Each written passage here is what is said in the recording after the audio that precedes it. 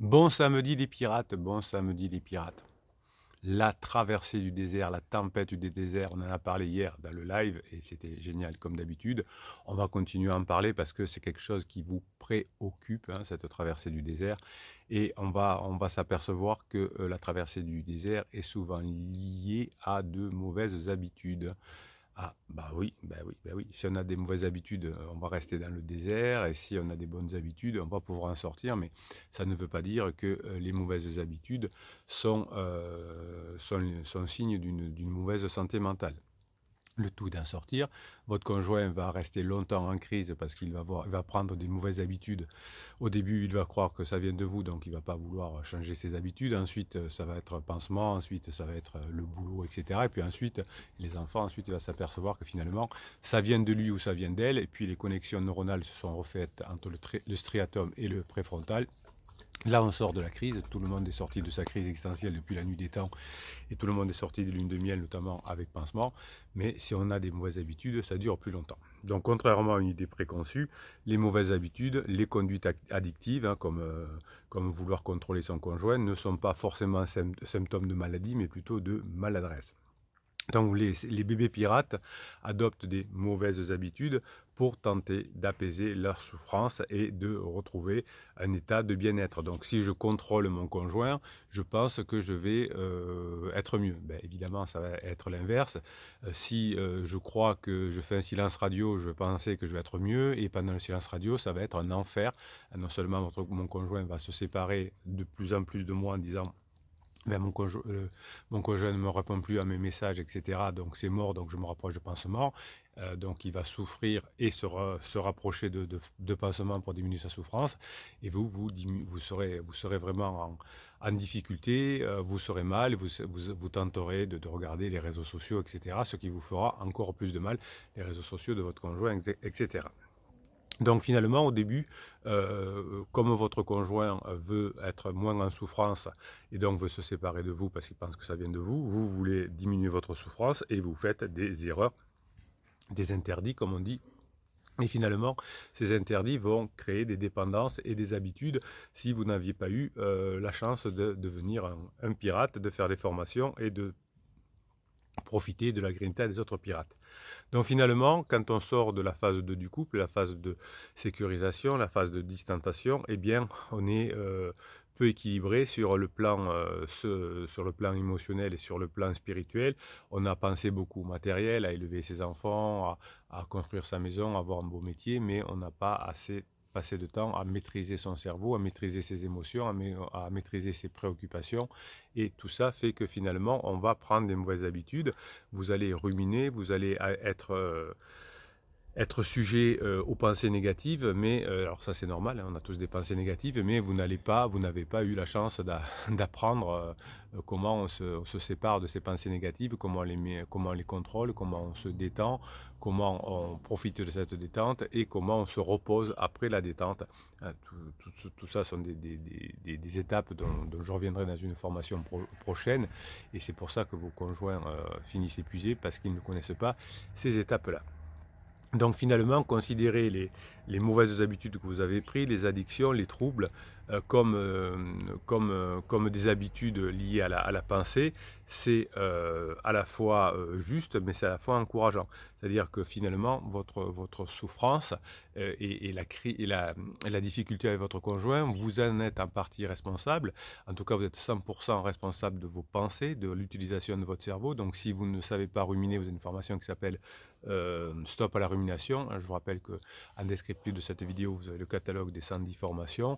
La dernière sur comment traverser le désert pendant la crise existentielle, mais aussi d'autres comme Stop à la rumination. Il y en a 110 effectivement, maîtriser ses pensées, ses émotions, changer de paradigme, comment redevenir l'homme de la femme rêve, comment devenir la femme fatale, tout ça vous l'avez oublié pendant la phase 2, mais vous avez l'occasion de le réapprendre ici à l'occasion d'une crise existentielle. Donc c'est extrêmement encourageant parce que tout s'apprend, hein, et si vous arrivez à maîtriser les pensées négatives que vous avez comme tout le monde a finalement, hein, vous allez réussir à récupérer votre conjoint avec une plus grande probabilité et vous allez en tout cas à 100% des cas vous sentir mieux dans votre vie. Donc finalement, mieux comprendre le fonctionnement cérébral va vous permettre de mieux traverser cette crise existentielle et finalement vous apercevrez pendant la crise existentielle, au cours de la formation évidemment que vous ferez, qui est sortie cette semaine sur la traversée du désert, vous allez vous apercevoir que vous donnez trop de poids à vos pulsions négatives et que vous finalement considérez vos habitudes, surtout les mauvaises, comme le reflet de quelque chose de normal. Et vous avez raison, puisque nous sommes des êtres de survie. Si on ne fait pas attention, mais si on fait attention, on peut devenir beaucoup plus qu'un simple animal, beaucoup plus qu'un être de survie. Pendant toute la phase 2 du couple, on a été beaucoup en survie, hein, élever les enfants, travailler pour avoir une maison, etc. Et souvent, vous faites l'erreur, au début, quand vous êtes un bébé pirate, de dire à votre conjoint, mais regarde, on a tout pour être heureux, on a une jolie maison, des enfants bien éduqués, etc. Et votre conjoint vous dit, mais enfin, il ne vous le dit pas comme ça parce qu'il n'a pas assez bossé ou elle n'a pas assez bossé, mais il dit, mais c'est pas ça que je veux, c'est de l'aventure, puisque j'ai une aventure avec pansement. Donc vous voyez que vous avez des réactions normales, mais qui sont erronées et qui vont traverser votre esprit, évidemment, au moment où vous allez créer un éloignement avec votre conjoint. Donc finalement, vos mauvaises habitudes vont dominer vos pensées, vos mauvaises habitudes vont dominer votre comportement, vos mauvaises habitudes vont dominer vos émotions et vous allez vous enliser dans la traversée du désert, enfin, avant que vous ayez fait la formation évidemment, hein, mais la traversée du désert n'est pas la nature profonde, hein, c'est plutôt ce qu'il y a après la traversée du désert. Dans la formation, je vous rappelle, et je vous l'avais dit, je vous l'ai dit dans le live aussi, l'histoire dans la Bible de Moïse, hein, un peuple qui est opprimé, un peuple qui est esclave, traverse le désert, doute, se retourne parfois contre Moïse, mais le guide les amène de l'autre côté, à la terre promise, hein, dans une vie où coule le miel et le lait, donc la félicité, si vous voulez, de façon métaphorique. Donc on a besoin de cette traversée du désert pour passer du mode esclave au mode libre. D'ailleurs, votre conjoint a besoin de ça. Vous dites, je veux être libre, je veux la liberté, etc. Sauf qu'il n'a pas la même méthode. Il va traverser ou elle va traverser le désert, évidemment, avec ses souffrances et compagnie. Vous allez l'accompagner à traverser le désert. Mais on ne peut pas être libre en revenant en arrière, par exemple, en s'enfonçant dans des mauvaises habitudes d'avoir un pansement, de sortir, d'essayer de retourner en arrière. Le premier réflexe que l'on a quand on traverse la crise existentielle, c'est de retourner en arrière quand on se sent mal. Si je reviens plus jeune, je me sentirai mieux parce que j'ai l'impression que j'étais mieux quand j'étais plus jeune. En réalité, hein, vous savez la fameuse courbe en U, on est bien, hein, les années les plus mauvaises, c'est entre 40 et 50 ans, entre guillemets, parce que on traverse la crise existentielle, on doit s'occuper de ses parents, les enfants grandissent, etc. Donc on a l'impression qu'on va remonter le temps et qu'on va être mieux. Non, là, il vaut mieux remonter de l'autre côté de la courbe en U, et là, avec la sérénité de l'expérience, on va se sentir beaucoup mieux. Donc finalement, le mode survie est un mode naturel, mais qui ne doit pas rester profondément ancré en vous. Hein. Vous avez une partie authentique qui est beaucoup plus forte, avec des émotions, avec des pensées et des comportements qui sortent du superficiel, puisque finalement, dans toute une partie de la crise existentielle, on est superficiel. Dans le début de la crise existentielle de votre conjoint, dans le début de la crise de couple, vous êtes superficiel puisque vous êtes en mode survie, mais petit à petit, hein, vous allez vous en sortir et vous allez traverser ce désert. Hein, je vous explique comment on fait dans la formation. Donc votre habitude a pour origine au départ, toutes les habitudes, de nous sentir mieux. Par exemple, quand je fume une cigarette, je me sens mieux. Si je suis stressé, que je bois un verre de vin, que je me sens mieux, c'est pour ça que j'ai cette nouvelle habitude, mais qui va me détruire à court terme. En revanche, si j'ai des habitudes saines, par exemple, je me sens pas bien, je vais faire une séance de neurohypnose, et bien là, je vais apprendre à maîtriser mon cerveau au fur et à mesure. Évidemment, il faudra que je le refasse chaque fois que je me sens anxieux, mais n'empêche que petit à petit, ça va faire que je serai de moins en moins anxieux.